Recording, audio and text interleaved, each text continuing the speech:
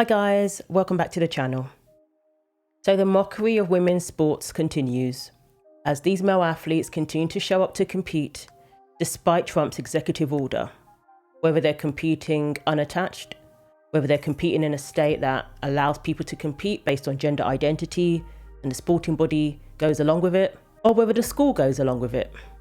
These male athletes still continue to show up and infringe upon women's sports. So over the weekend, a 21-year-old Sadie Schreiner, who is male, competed in women's track and field, and Schreiner won 2 USA track and field USTFA Open Masters Championships on Saturday. One was by forfeit because 2 courageous girls decided to sit it out and say, I'm not competing against a male athlete. So Schreiner won by forfeit. So Schreiner was scheduled to race against 17-year-old Anna Vidalova and 16-year-old Amaris Hayat in the 400-meter dash. This was held in New York, and these were the 2 girls who decided to forfeit. Schreiner didn't stop there. Schreiner also raced 200-meter dash, winning first place over 4 teenagers. A 14-year-old, Soang Edwards, 16-year-old third-place finisher Zariah Hargrove, 15-year-old Leah Walker, and 18-year-old Ainsley Rush. This 21-year-old man is competing against teenage girls. And I question if these people are really proud of themselves for obtaining medals and accolades and even records from young girls. This is exactly why there were protests in Maine over the weekend, because these state governors, these sporting bodies are still allowing this injustice against women and girls, are still forcing girls to participate in events against boys. You either compete against a male athlete or you self-exclude. You either compete against a male athlete or you risk your safety. Those are not real valid options. And I believe that this is subjecting girls to abuse, being forced to be in the locker room with male athletes, or being forced to jeopardize their safety, or telling them that their only option is to participate in sports that isn't fair, that certainly isn't based on a level playing field, and that is outright unjust. So just like in the 400 meters, athletes also forfeited in the 200 meters. 18-year-old Jordan Carr, 46-year-old Amanda Taylor, Vidalova again, and 16-year-old Paula Damians. All of them refused to compete. So USATF allows transgenders to compete in women's events because it's under the International Olympic Committee's rules for such instances.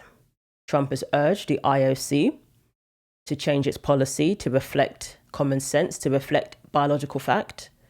As we know, the Olympics is going to be held here, so it would actually be in the IOC's best interest to update its policy as soon as possible, so we don't have another Iman Khalif and Lin Juting boxing women in the face and taking gold medals in women's boxing.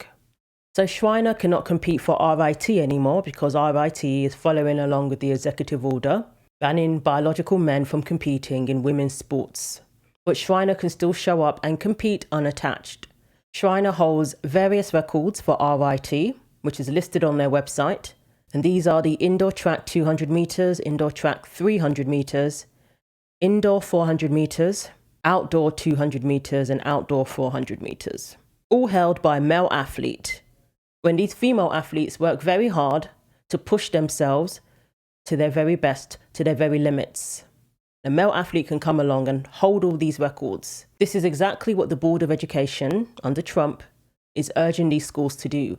Readjust these records so that they reflect the female athlete's achievements, not somebody who should never have been in that category to begin with, who has an unfair advantage simply based on biology.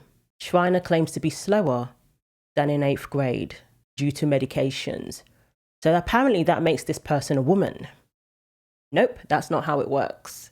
I wanted to take some time to talk about how can we compare an athlete's performance relative to before and after they transitioned. Because one of the things I often say is my times are slower than I was in 8th grade, but what does that really mean? So in the peak of my athletic career in the men's division, I officially was running a 50.4, which puts me at about 87.6% on the age grading calculator in the men's division.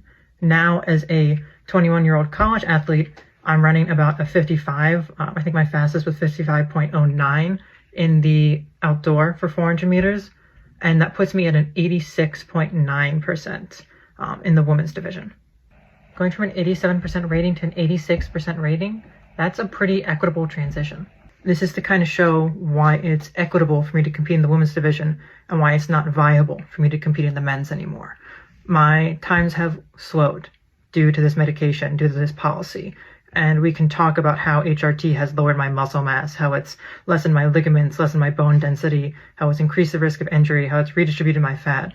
But when you look at my performance and my times, you see that decrease. You see that equitability to compete in the women's division. Even though you're on medications that lowers your performance against other male athletes, that doesn't mean it's fair to be competing in a women's competition. That doesn't make you a woman, doesn't make you female, and it doesn't mean that you do not have an advantage over female athletes.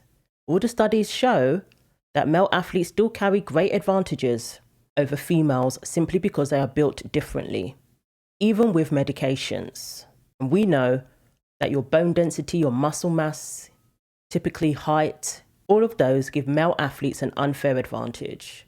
That's exactly why we have categories in sports. Campaign for another category to be created for athletes who are on medications, who identify a certain way. This person wants to win. This person wants all the accolades, all American titles, championship titles, the scholarships that come with that. And I call that cheating. So we had another male athlete dominating women's sports over the weekend. This person managed to win a triple jump competition by 8 feet. Again, as somebody who used to do high jump and did a bit of triple jump in school, I know that that is virtually unheard of when you're competing in the correct category. Women don't beat each other by 8 feet. If you're at the same level of competition, this is ridiculous. And all of this when we have an executive order. Again, the Protection of Women and Girls in Sports Act cannot be passed through quick enough. So this is in California, transgender athlete AB Hernandez. Hernandez had first place finishes in the high jump, long jump, and triple jump at the Ontario Relays last week. They're going over to Canada now, by the way. Sadie Schreiner went over to Canada recently as well to compete. Thankfully, these people will not be able to compete in Alberta, thanks to Danielle Smith. Or at least they'll have to compete in an open category, a third category. Certainly not in the women's category.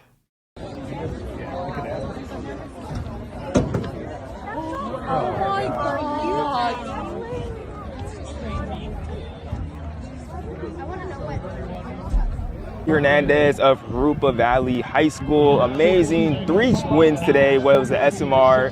SMR, long, triple, and then I have high later. And you still got the high jump. Amazing performances so far. How are you feeling just about how the day went today at the Ontario Relays? Very excited. I don't know. I did not, after long, I was like, oh, maybe I'm not going to do as good as triple, but I'm glad that I performed pretty well, and I'm just excited.